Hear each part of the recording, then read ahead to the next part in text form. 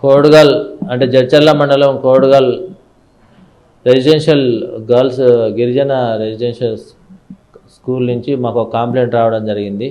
మా she team వాళ్ళకు వస్తే వాళ్ళు పోయి ఆ అమ్మాయిని అంటే వాళ్ళ మదర్ వచ్చి కంప్లైంట్ ఇచ్చిండ్రు.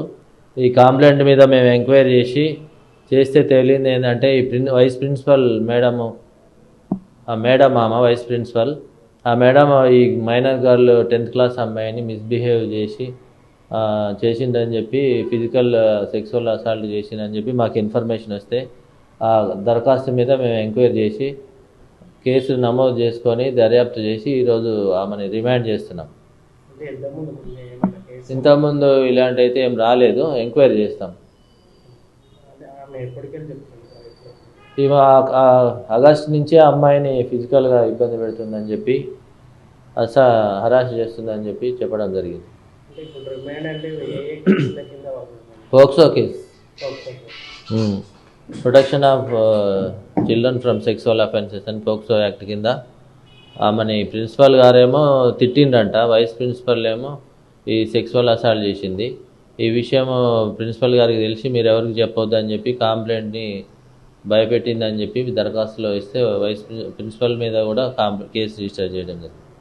ఇద్దరు ఎంక్వైరీలు అంటే అమ్మాయి చెప్తుంది, మిగతా పిల్లలు అందరిని అడిగితే ఈ అమ్మాయి వాళ్ళిద్దరు ఈ మేడం ఆ అమ్మాయితో ఎక్కువ క్లోజ్ ఉండేదని చెప్తున్నారు. వాస్తవము మాకు కూడా తెలియదు, చెప్పిరని వాళ్ళకి అక్కడ కూడా అంటున్నారు. అదైతే మేమైతే మా కళ్ళతో అయితే మేము చూడలేదు. అట్లా అబ్నార్మల్ బిహేవియర్ టీచర్లో కానీ ఆ పాపలో కానీ చూడలేదు. పాప హ్యాపీగా ఉండేది, యాక్టివ్గా ఉండేది, క్లాస్లో టాపర్ అమ్మాయి, అన్నిట్లో చక్కగా చదివేది, మా చుట్టూ తిరిగేది. ఏదైనా ఉంటే మాకే అర్థం కావట్లేదు. ఇప్పుడు మాకు ఎప్పుడు మా దృష్టిలోకి అయితే రాలేదు, మేము మాకు కనపడలేదు. అట్లా చెప్పలేదు సార్.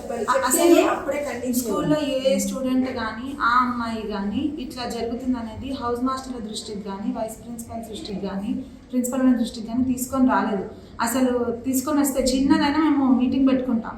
ప్రిన్సిపల్ నుంచి చాలా మీటింగ్స్ కండక్ట్ చేస్తారు. చిన్న ఇష్యూ అయితే ఇప్పుడు వాటర్ ప్రాబ్లం అయింది అనుకోండి, రండి పరిగెత్తుకొని రండి హౌస్ మాస్టర్స్ అంటే ఇష్యూ జరగడానికి అని కాదు, కానీ ఇష్యూ జరిగిందా లేదా అనేది మాకు అర్థం కావట్లేదు. ఏమవుతుంది స్కూల్లో అనేది అయితే అర్థం కావట్లేదు. వైస్ ప్రిన్సిపల్ ఆ పాప పట్ల కాదు కానీ మిగతా అందరు పిల్లల్ని పిలుచుకునే దగ్గరికి మాట్లాడేది. ఒక్క అమ్మాయి అనేం లేదు. మా చుట్టూ అయినా పిల్లలు తిరుగుతూ ఉంటారు.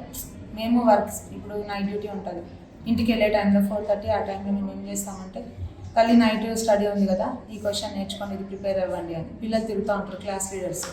ఇప్పుడు 10th అమ్మాయి క్లాస్ లీడర్. ఆ పాప ఆ మేడం చుట్టే కాదు మా చుట్టూ కూడా తిరుగుతూ ఉండేది. వర్క్ మేము ఇచ్చేవాళ్ళం, బయాలజీ సబ్జెక్ట్, ఇప్పుడు Telugu subject madam, physical science. తల్లి నైట్ స్టడీ 10th క్లాస్ కదా, ఇదంతా క్లాస్లో రాయించు అంటే నోట్స్ తీసుకెళ్ళి రాయించేది, ఇచ్చేది.